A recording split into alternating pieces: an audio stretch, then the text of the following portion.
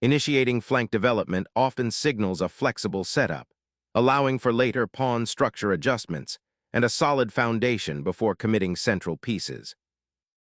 Developing a knight to its natural square, preparing for central action and mirroring white's intentions. Establishing central presence, white immediately contests space and prepares for rapid development, setting up a rich positional struggle.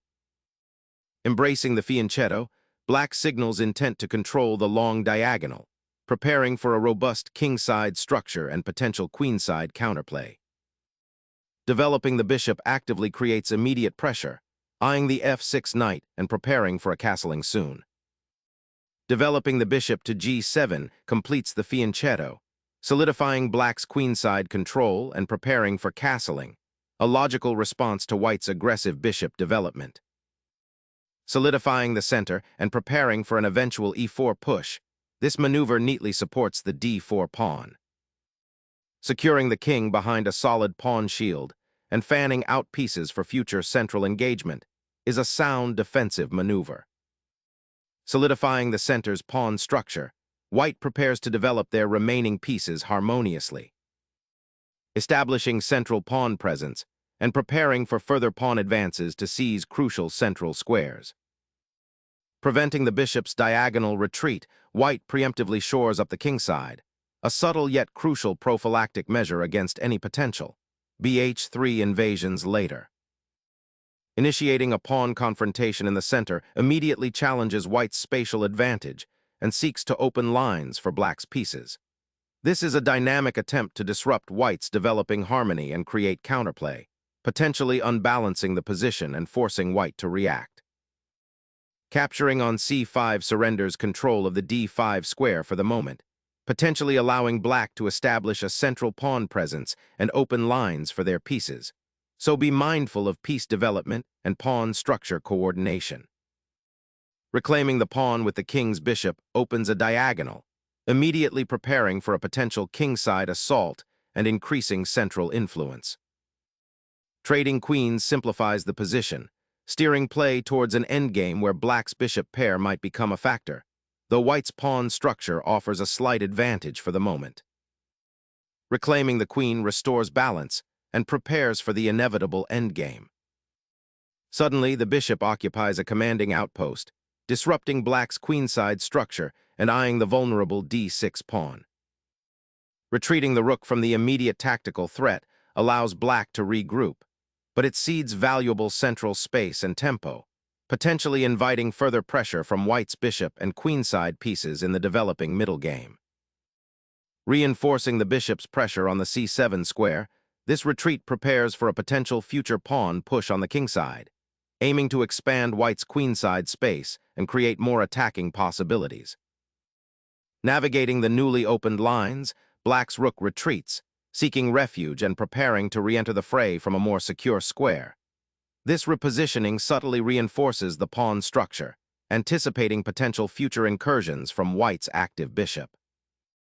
Solidifying the knight's position and preparing its journey towards the queenside, this repositioning aims to improve piece activity and potentially challenge black's control over central squares.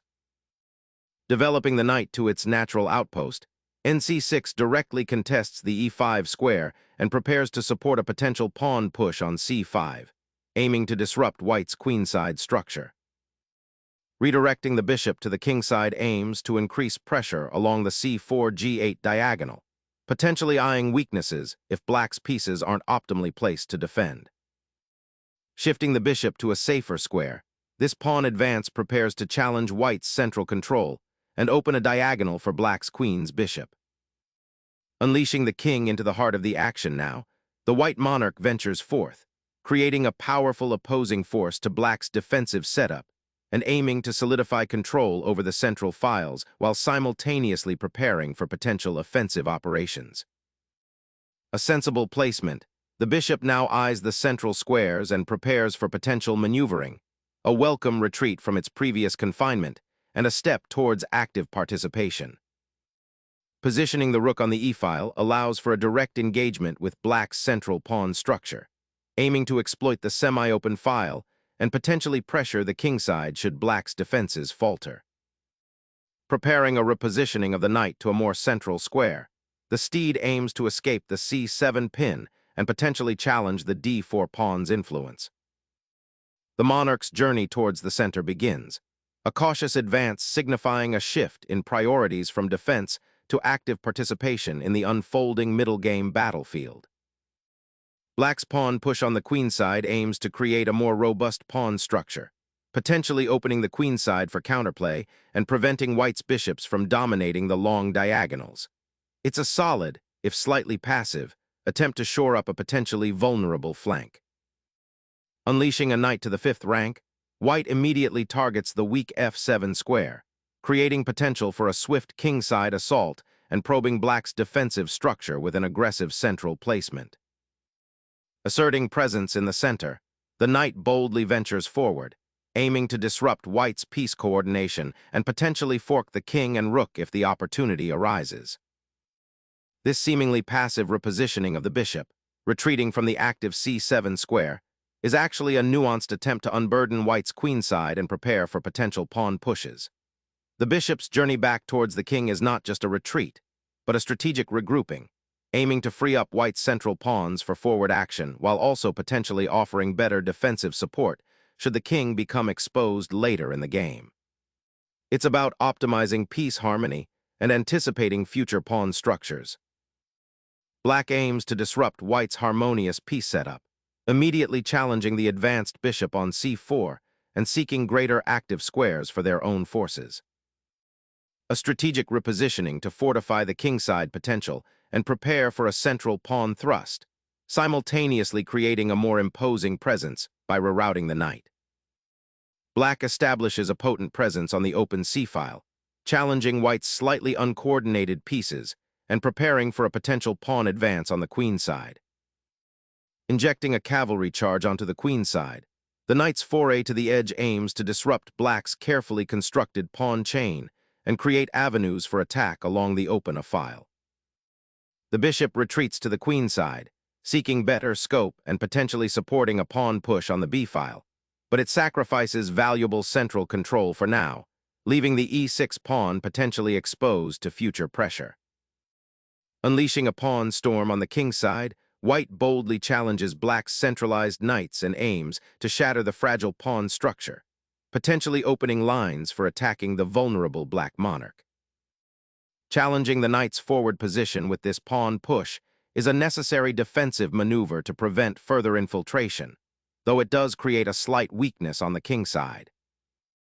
Unlocking the c-file's potential, this capture initiates a sharp shift in the game's complexion. By exchanging pawns, White embraces a more open structure, seeking to exploit the now vulnerable dark squares around Black's king. The piece redistribution that follows will be crucial, as White's knight on g5 faces potential immediate pressure, yet the long-range influence of the queen-bishop on h2 suddenly gains prominence. This move signals a willingness to sacrifice pawn structure for dynamic possibilities, a calculated gamble that hinges on precise piece play in the coming skirmishes. Consider the implications for Black's queen-bishop.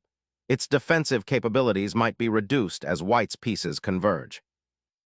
Accepting the pawn sacrifice unravels the queenside pawn structure, potentially opening lines for your rooks, but it also grants White a temporary outpost on e5, forcing careful repositioning and defense of the weakened dark squares around your monarch. Unleashing a pawn storm that slices through the opponent's defenses, this advance aggressively targets the light squares and aims to disrupt Black's rook activity, potentially isolating it on the semi-open d-file. Accepting the pawn sacrifice, Black opens lines that might prove useful later, but crucially weakens the kingside by trading their pawn shield, potentially exposing their monarch to future complications. Unleashing a bold pawn thrust, this move rips open the queenside, aiming to disrupt Black's central structure and potentially isolate the queenside pawns. White sacrifices a pawn temporarily to gain an active rook on the newly formed open c-file, seeking dynamic counterplay. Pushing the b-pawn creates immediate overextension in Black's queenside pawn structure, potentially opening lines for White's pieces and posing long-term weaknesses if Black cannot adequately support it. A tactical re-engagement is initiated as the knight retreats from its advanced outpost, seeking better prospects on the queenside where it can support potential pawn pushes and pressure black's queenside structure. A surprising king walk begins with this aggressive check, aiming to disrupt white's solid pawn structure and potentially open lines toward the uncastled monarch. Restoring the king's safety is paramount after such an aggressive pawn advance, aiming to consolidate the position and prepare for potential counterplay rather than allowing black to exploit any lingering weaknesses. Unleashing a pawn storm on the queenside, black aims to shatter white's positional grip and create dynamic play before white can consolidate. The knight's audacious jump to the edge of the board aims to disrupt black's queenside pressure, seeking out less defended squares and creating immediate counterplay opportunities, even if it momentarily sacrifices space. A bold re-engagement. Instead of passively defending, black injects immediate life into the center with this knight's daring leap, challenging white's knight and potentially disrupting the pawn structure on the queen side. This trade forces a significant simplification of the position, aiming to exploit the open d-file and potentially create a passed pawn in the endgame. The exchange of queens has simplified the position, ushering in an endgame where controlling open lines and maneuvering pieces effectively will be paramount. This capture reclaims a central piece and reestablishes a more balanced material situation after the preceding exchanges. Repositioning the knight to b3 aims to consolidate white's central influence and prepare for potential advances on the queen side, while also offering defensive support should the knight be challenged on the c5 square. Recapturing the rook on the c-file reestablishes a powerful presence, aiming to exploit the weakened light squares and potentially prepare a kingside attack if white's king remains somewhat exposed. Retaking the rook on d1 is a pragmatic choice, solidifying control over the d-file and presenting the possibility of a doubled pawn on the c-file if black recaptures with their c-pawn. This maneuver aims to exploit the potential weaknesses in black's pawn structure and to create a more active position for white's remaining pieces, particularly the rook, which can now participate more effectively in the central play and potentially support a queenside pawn push later on. Reclaiming active play for the bishop, this maneuver aims to redeploy the piece to a more threatening diagonal, potentially challenging white's central control and opening new avenues for counterplay. Repositioning the bishop to a more active diagonal enhances control over the central squares and prepares for potential pawn advances on the queen side.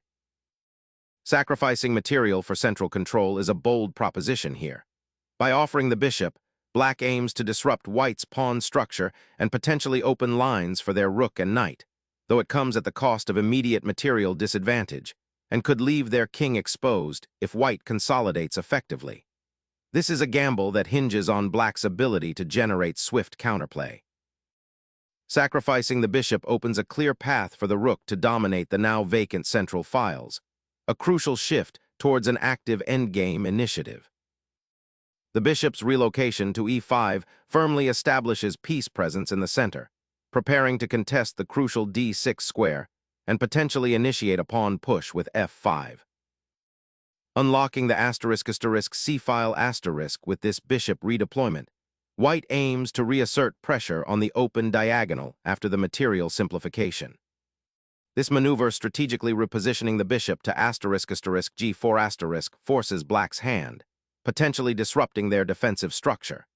Observe how the bishop, no longer directly pinned, can now influence critical squares and prepare for future advances or exchanges. The objective is to create weaknesses in black's pawn formation while maintaining a flexible piece structure, a key ingredient for navigating complex middle game positions. The black king finally stirs, a slight repositioning to escape the immediate pressure on the g-file and seek greater safety behind its pawn structure, though the adjacent squares still feel quite exposed with white's bishop so actively placed. This rook advance initiates a fascinating pawn structure fight, aiming to exploit the newly opened diagonals and potentially create mating threats on the king side, even if it means sacrificing a pawn temporarily for initiative. Reclaiming the bishop to the long diagonal offers a crucial defensive outpost and prepares to support a potential central pawn push later. Recapturing the bishop clears the way for your rook to become an active participant on the d-file, posing immediate threats to black's central pawns. The black rook strategically repositions to the 7th rank, eyeing the vulnerable pawn on c4 and preparing to challenge the open file if white decides to exchange rooks. Reinforcing the knight's outpost on d2 aims to create future attacking prospects and a more robust central presence. The bishop retreats to safety, a necessary precaution given the potential for its capture by the now advanced pawn, yet this repositioning sidelines a piece that could have offered more active defense on the c-file. Fortifying the bishop's post, this maneuver aims to secure the d5 square, potentially preventing black's knight from using it as a springboard and offering defensive support to the c-pawn while preparing for a more active deployment of the bishop later if the situation allows. A strategic retreat to the shadow of the pawn chain. This maneuver aims to shield the king from immediate exposure while preparing to re-engage the center. Reclaiming the open file after such a prolonged battle for it, this rook maneuver immediately threatens to disrupt black's pawn structure and centralize the piece for further action. The bishop's repositioning to f6 aims to liberate the rook on c7, offering it a more active role by potentially supporting advances along the c-file or preparing for counterplay if the opportunity arises. Clearing the path for the knight to potentially infiltrate the enemy's queenside and disrupt their coordination. Shifting the rook to the 7th rank aims to create a passed pawn on the queenside, but it also leaves the king somewhat exposed and less defended against potential intrusions along the open files. Initiating a knight's maneuver to the advantageous e4 square, this piece now eyes critical dark squares and creates potential mating threats on the kingside, particularly targeting the exposed black king. Seizing the open file with the rook creates immediate pressure on white's queenside and probes for weaknesses. Seizing the open file with the knight offers a potent counterattack, potentially disrupting black's pawn structure and forcing them to defend. The rook on c8, now free from its defensive duties, seeks to activate along the 3rd rank, aiming to disrupt white's pawn structure and potentially tie down the enemy king. Concentrating the bishop's defensive capabilities on the king's immediate vicinity now becomes paramount, as the opponent's rook maneuvers aim to exploit any laxity on the dark squares. The pawn push forward creates immediate tension, forcing white to consider how to maintain their bishop's influence and potentially open lines for their own pieces. Clearing the central files opens possibilities for both sides, but more importantly, it allows the knight to become active again, potentially heading towards the king's defenses or supporting a pawn push. Unleashing a pawn spearhead, black disrupts the serene pawn structure and ignites a crucial fight for central influence. Cracking open the queenside pawn structure with this advance aims to disrupt black's coordination and potentially create passed pawn opportunities on the c-file, even if it looks somewhat aggressive at first glance. The knight's repositioning to a4 ignites a latent threat against white's b3 knight, subtly attempting to disrupt its defensive posture and perhaps exploit the pawn structure's growing weaknesses. The bishop on d5 now occupies a critical central square, aiming to disrupt black's pawn storm and potentially open lines for the remaining pieces. The black bishop now anchors itself on this square, a silent sentinel eyeing the pawn chain and preparing to contest the vital light squares that white has so meticulously controlled. Advancing the pawn forces black to confront the imminent danger of promotion, disrupting their defensive formation.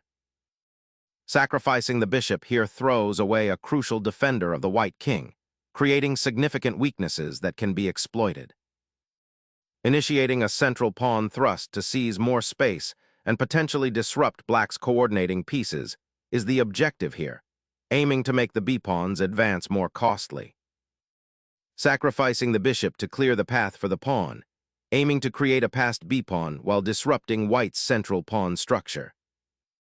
The pawn's tenacious march to c7 ignites a desperate fight for the pawn structure, threatening to slice through black's defenses and unleash a deadly passed threat.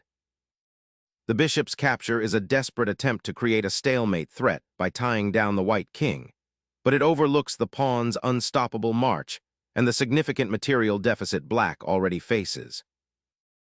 The crowning of the pawn on c8 transforms the board, unleashing a powerful queen that immediately dictates the rhythm of the endgame. The monarch's flight to safety is tragically interrupted by this unexpected royal check, forcing a drastic repositioning. Recapturing the pawn with the queen now creates a direct confrontation, forcing a sharp exchange that will significantly simplify the board and transition into an endgame where material advantage becomes paramount. Sacrificing the bishop on c4 fundamentally alters the endgame's character, transforming a positional struggle into a race where black's newly promoted queen will need to work overtime to overcome white's still potent advanced pawn. Unlocking the h-file for the rook offers a direct assault on black's now exposed king, aiming to create mating threats and exploit the disarray of black's pieces. A passive king, currently adrift in the open, becomes a prime target for the advancing pawn storm, consolidating the monarch's safety before white's active pieces can coordinate an attack is paramount. The king's journey to the center now begins, seeking a more active role in the endgame, potentially aiming for the queenside pawn majority that is about to become very dangerous.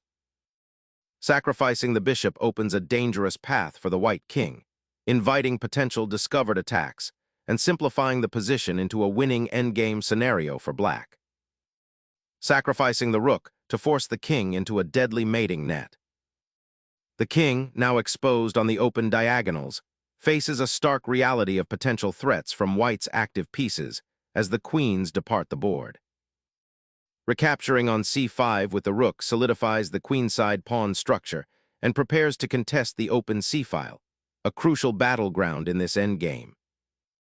Shifting the bishop from its defensive post behind the pawn chain allows white's rook a clear path to the king, potentially forcing decisive exchanges. Seizing the b-file opens avenues for white's rook to penetrate black's position, potentially threatening immediate pawn advancement or creating decisive mating nets around the exposed king.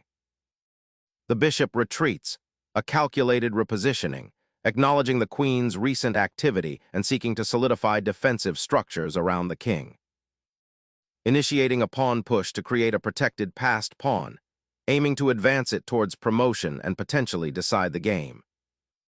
The pawn's advance to the second rank creates a dynamic situation, potentially trapping the rook if white isn't careful with its pawn structure.